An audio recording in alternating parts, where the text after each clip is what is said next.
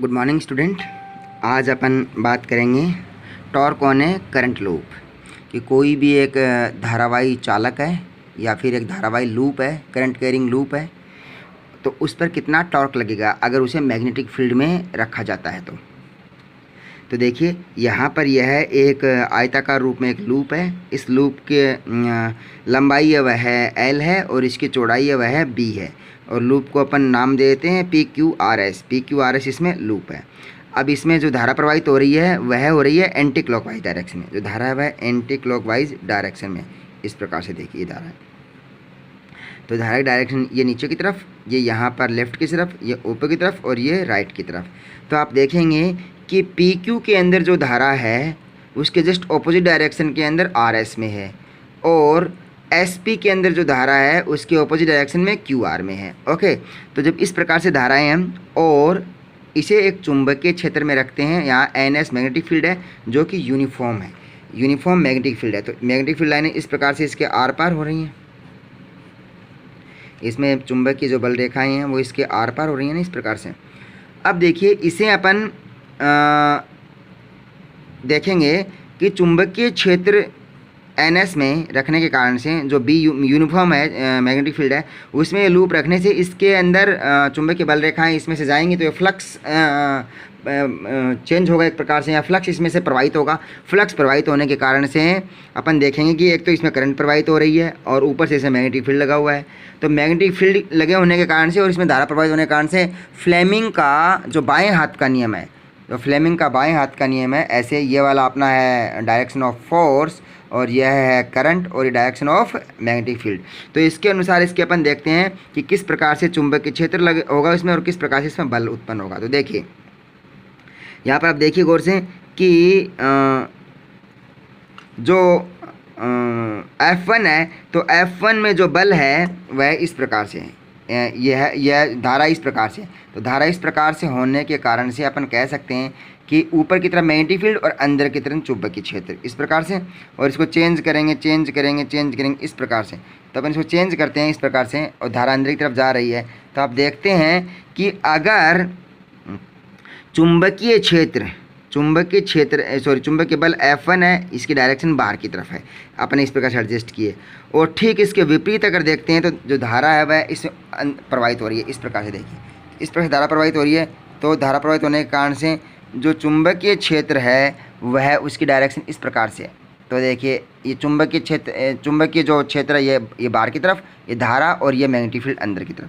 तो ये हो गया मैग्नेटिक फोर्स अंदर की तरफ, तो ये मैग्नेटिक फोर्स यहाँ पर। तो देखिए एक दूसरे के ऑपोजिट डायरेक्शन में। ठीक इस प्रकार से इसके लिए अपन देखते हैं तो F है ये ऊपर की तरफ हो जाएगा और मैग्नेटिक फील्ड इस डायरेक्शन में लग ही रहा है। ठीक ऐसे इसके लिए देख रहे हैं तो इसका मैग्नेटिक फील्ड ये है, यहाँ पर देखिए ये वाला लगा हुआ है।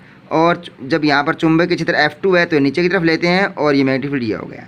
अब आप देखिए PQ भुजा है, उस पर चुंबकीय बल है वह F1, QR पर F2, RS पर F3 और SP पर F4 चुंबकीय बल लग रहे हैं। प्रत्येक पर अपने चुंबकीय बल का मान ज्ञात कर लिया जो अपोजिट डायरेक्शन में है, ऊपर नीचे अंदर बाहर की तरफ कागज तल के।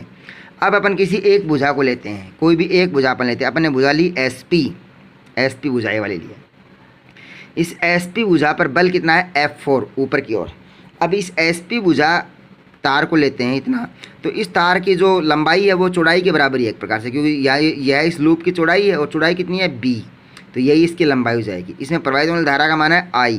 ओके, अब इसकी जो लंबाई है वो देखिए, जो लंबाई है वह ये वाली है और ये चुंबकीय क्षेत्र के साथ में कोण बनाती है थीटा, ये चुंबकीय डायरेक्शन। अब देखिए F4 बराबर I L क्रॉस B होना चाहिए। L यहाँ पर लंबाई है तो L का मतलब यहाँ पर B, तो I B क्रॉस B हो जाएगा। तो F4 बराबर I B साइन थीटा, ये इस पर चुंबकीय बल हो गया कि I B साइन थीटा ऊपर की तरफ अपर डायरेक्शन में। अब इसके ऑपोजिट डायरेक्शन में QR भुजा पर देखिए, QR भुजा पर भी सेम होगा। F2 बराबर PQ पर है F1, QR पर है F2, RS पर F3 और SP पर है F4। तो F2 का मतलब होगा QR भुजा पर, तो वो सेम हो जाएगा, इसकी लंबाई भी उतनी है और इस पर करंट भी सेम प्रवाहित हो रही है, बस धारा उल्टी है। तो F2 बराबर I गुणा B क्रॉस B, तो I B साइन थीटा हो जाएगा। चूँकि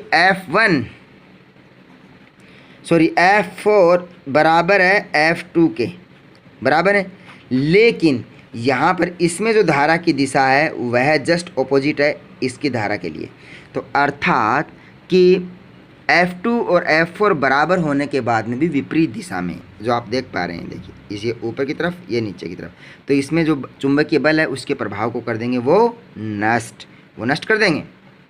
अब देखिए बच्चा लोगों, वापस ये मैंने कॉइल ली है, ये कॉइल ऐसी है ना, इस प्रकार से धारा ऐसे प्रवाहित हो रही है, ठीक है। ये डायग्राम में ये आप देखिए बल ऊपर की तरफ लग रहा है और ये बल नीचे की तरफ है।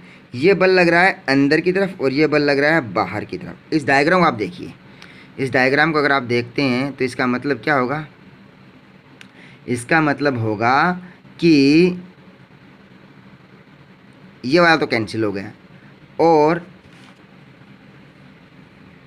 धारा I1 QR और धारा I1 इन SP में ऑपोजिट डायरेक्शन में है, तो F1 F2 का प्रभाव तो निरस्त हो गया। अब ठीक है, अपन बात करेंगे PQ और RS की। तो ऐसे PQ ऊर्जा पर बल है F1 बराबर I into L cross B। ध्यान रखिएगा इसकी, देखिए लंबाई, यहाँ पर जो धारा की जो लंबाई, इस लंबाई है, ये लंबाई इस चुंबकीय क्षेत्र के दिशा में है, लेकिन ये लंबाई देखो चुंबकीय क्षेत्र के लंबवत है, चुंबकीय क्षेत्र इधर है अपना, ये लंबाई है, तो दोनों के बीच में बनने वाला कोण हो जाएगा 90 डिग्री। तो F1 बराबर I L क्रॉस B, तो थीटा बराबर π/2 इसके लिए, तो F1 बराबर ILB बन गया। ओके ठीक। अब देखिए F3 वह भी ILB ही होगा, लेकिन ध्यान रखिए F1 है वह बाहर की तरफ है और F2 है यह अंदर की तरफ है। तो आप इसको देख पा रहे होंगे तो कि यह अंदर की तरफ बल लगाएगा इसके और यह बाहर की तरफ बल लगाएगा इसके, तो ये क्या करेगा, ऐसे घूमना चालू हो जाएगा इस पर। मतलब कोई भी चीज़ है, अगर मैं कहूँ कि यही है, अब इसको बल ऐसे लगाऊं और इसको बल ऐसे लगाऊं तो ये घूमेगा ना इसके मेन सेंटर के चारों ओर, इस प्रकार से। ओके, तो F1 परपेंडिकुलर है इनसाइड और F3 है आउटसाइड, यूँ मान अपन सकते हैं। ओके, तब ये जो अपने लूप था, इस लूप, ये लूप अपना ये है, देखिए ये लूप ये है अपना, ये वाला लूप है ना। अब इस लूप को अपन ऊपर से देखते हैं, तो ऊपर से देखने पर लूप ऐसा लगेगा, ठीक है। अब इस पर तो लग रहा है बल यहाँ पर ऐसे और इस पर लग रहा है बल ऐसे, और चूंकि इस लूप की चौड़ाई कितनी है वह B है। अब इस लूप के सेंटर पर, इस लूप का सेंटर मतलब जो लूप है उसके क्षेत्रफल की दिशा, क्षेत्रफल की जो दिशा है वह चुंबकीय क्षेत्र के साथ में अल्फा कोण बनाता है, ठीक है, अल्फा कोण बनाता है, और दूसरी डायरेक्शन बनाता है π/2 कोण। तो देखिए F3 है वह ऊपर की तरफ और F1 नीचे की तरफ है, के कारण से इस पर एक आघूर्ण लगेगा, दो बलों के युग्मन के कारण से एक आघूर्ण लगेगा जो बल आघूर्ण कहलाता है।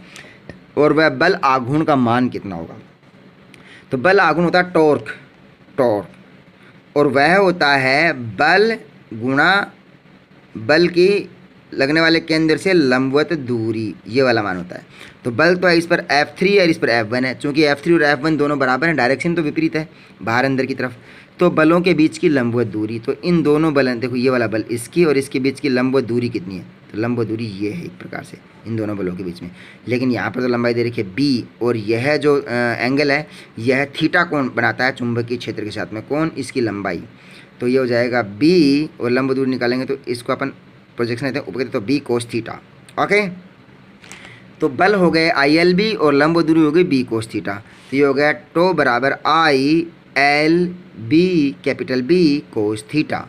अब देखिए किसी भी चुंबकीय क्षेत्र में जो चुंबकीय आघूर्ण होता है, मैग्नेटिक मोमेंट होता है, वो क्या होता है, वो चुंबकीय आघूर्ण होता है बच्चा लोगों, उसे अपन बोलते हैं M या म्यू, कई जगह पर म्यू बोलते हैं, कई जगह M बोलते हैं। तो M बराबर IA धारा गुणा क्षेत्रफल, ये वाला। अब ये जो है टो बराबर ILBB cos थीटा, तो यहाँ पर क्या है, कोई भी जो अपना ये लंबाई और गुणा चौड़ाई है ये दे देगा अपना क्षेत्रफल, तो इसको बना देंगे किसी भी रेक्टेंगुलर लूप के लिए एरिया, तो ये बन गया टो बराबर IAB cos theta, IAB cos theta, जहाँ पर कैपिटल A बराबर है L गुणा स्मॉल b। अब ये किसी एक कोयल के लिए है, अगर कोयल के अंदर घेरों की संख्या, तो कोयल में घेरों की संख्या है वह n है, तो टोटल कितना बल आघूर्ण होगा, n, कोयल के कारण से n गुना हो जाएगा, तो टो बराबर NIAB cos थीटा, ठीक है। ये हो गया अपना बल आघूर्ण उसके रोड पर लगने, सॉरी उस लूप पर लगने वाला। अब कुंडली के तल के लंबवत अगर अपन ने एक अभिलंब खींचा, ये कुंडली का तल है, इसके लंबवत अपने लंबवत अभिलंब खींचेंगे तो ये तो लंबवत बना हुआ ही है, लेकिन यह चुंबकीय क्षेत्र के साथ में अल्फा कोण बनाता है। इस प्रकार से देखिए, ये चुंबकीय क्षेत्र है और ये कुंडली है, तो इसमें एक लंब खींचा ये ऐसे, तो ये 90 डिग्री, लेकिन इसके साथ में थीटा कोण बनाता है, ठीक है। और यह अल्फा कोण बनाता है, अल्फा कोण, और ये इसके साथ में दिशा है वह थीटा हो गई, अर्थात अल्फा प्लस थीटा दोनों मिलके पाई के बराबर हो गई। देखिए डायग्राम अब देखेंगे तो ओके, ये अल्फा प्लस थीटा हो गया।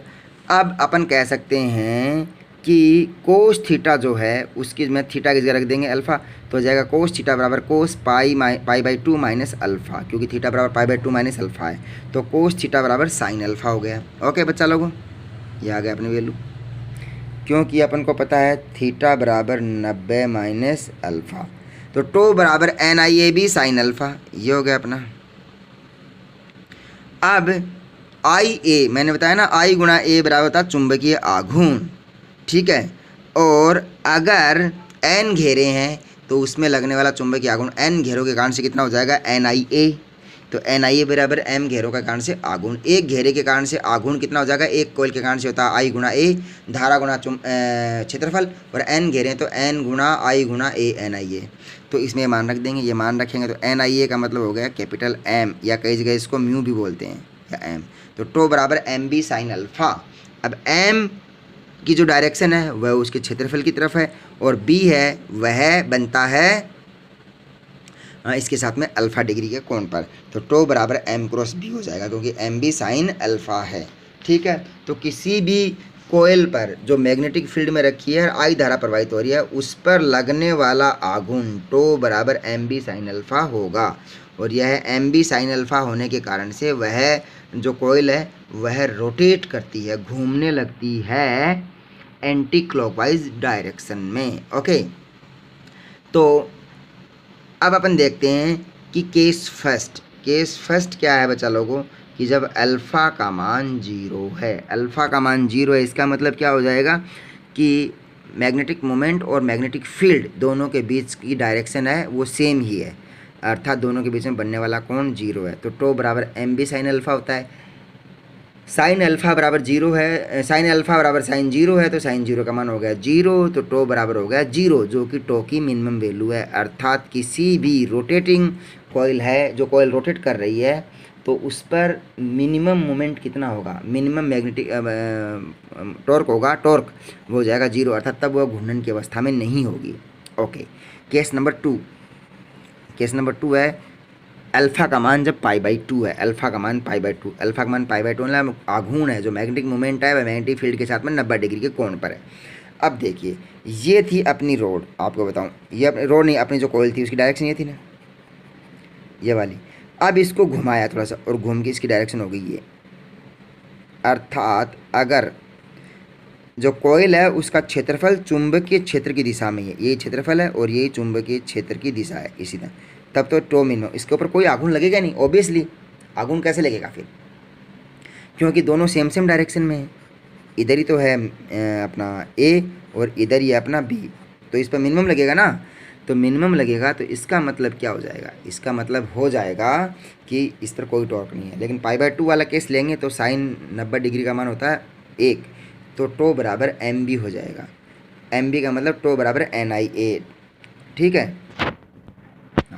तो केस नंबर 2 देखिए, केस नंबर 2 क्या है बच्चा लोगों, कि जब अल्फ़ा का मान पाई बाई 2 है, अल्फ़ा का मान पाई बाई 2 होने के कारण से साइन अल्फ़ा बराबर साइन 90 और साइन 90 बराबर 1 होने का मतलब ये हो गया अधिकतम मान थीटा का, तो टो बराबर MB साइन अल्फ़ा था, तो अब हो गया टो बराबर MB, तो MB का मतलब टो बराबर NIAB, ठीक है। ये किसी भी N घेरों वाली I धारा वाली A क्षेत्रफल वाली जो मैग्नेटिक फील्ड B में है उस पर लगने वाला चुंबकीय जो आघूर्ण है, बल आघूर्ण है, टॉर्क है, वो हो जाएगा टो बराबर NIAB जो अधिकतम है। तो तब ये केस होगा, तब उस जो कॉइल है वह इस कंडीशन में थी थीटा कोण के साथ में, अब घूम गई है, अब ये घूम गई है और घूमने के बाद में आ गई है इस केस में। अब देखिए ये वाला केस, इसकी डायरेक्शन नीचे की तरफ है ना, और मैग्नेटिक फील्ड डायरेक्शन इस प्रकार, तो दोनों के बीच में बनने वाला कोण हो जाएगा थीटा बराबर पाई बाई 2, तो इसमें अधिकतम आघूर्ण लगेगा। तो जो अपनी इलेक्ट्रिक मोटर जिसको अपन इंडक्शन मोटर बोल रहे थे, वह नॉर्मली इलेक्ट्रिक मोटर इसी थियरी पर बेस्ड होती है, अर्थात कोई भी एक लूप है, वो लूप घूम रहा है। तो देखिए अपन इलेक्ट्रिक मोटर की बात करते हैं तो इलेक्ट्रिक मोटर इस प्रकार से है, इसके अंदर आर्मेचर लगा होता है और इसमें ये होती है कॉइल, जिसको अपन मोटर की बाइंडिंग करना बोलते हैं। इस कॉइल के कारण से इस पर क्या होता है, हर वक्त मैग्नेटिक फील्ड है वो बदलता रहता है, और ये मैग्नेटिक फील्ड बदलने के कारण से ये जो कॉइल है ना, ये गोल, ये एक्चुअली एक चौकोर पत्तियों की मिलकर बनी होती है इस प्रकार से, इसमें चौकोर पत्तियाँ होती हैं इस प्रकार से गोल होती है। तो इस पर चुंबकीय क्षेत्र हर वक्त लगता रहता है और यह जो मोटर है वो घूमती रहती है इस प्रकार से, ठीक है।